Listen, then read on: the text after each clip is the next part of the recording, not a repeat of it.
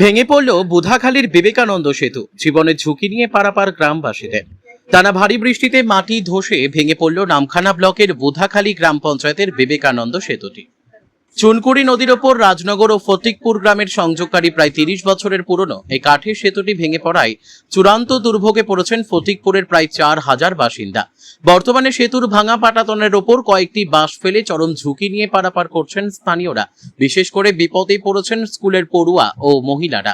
সিংহভাগ বাসিন্দা ও শিক্ষার্থীরা এখন বাধ্য হয়ে অতিরিক্ত ৩ কিলোমিটার দীর্ঘ পথ ঘুরে বাজার, হাই স্কুল, পঞ্চায়েত ও হাসপাতালের যাতায়াত করছেন।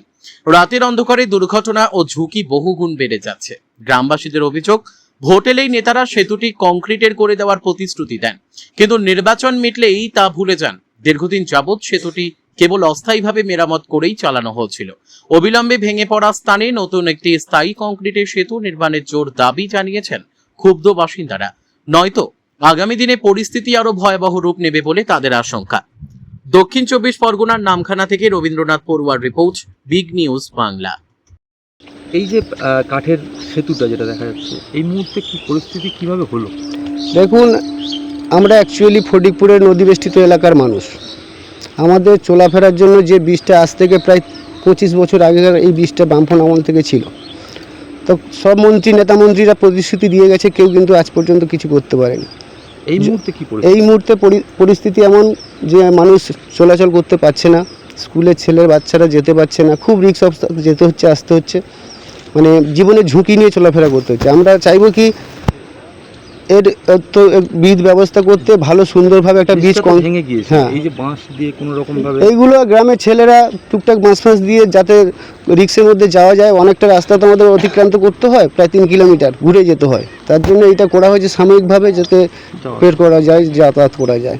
এর জন্য আমরা রাতেও খুব সমস্যা নেই, লাইট কিছু ব্যাপার নেই, এই অন্ধকারের মধ্যে হাঁচিয়ে হাঁচিয়ে আসতে হয়। জীবনের ঝুঁকি নিয়ে এই অবস্থায় আমরা পরিস্থিতির মধ্যে রয়েছি।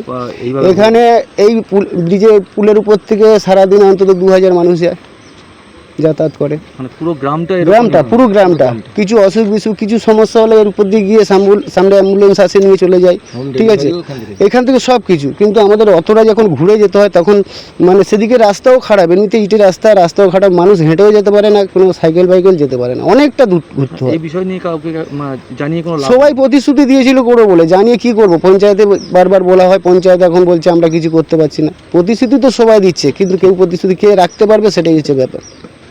আপনার নামটা? নিশিকান্ত জানা। কিভাবে ভাঙলো বীজটা?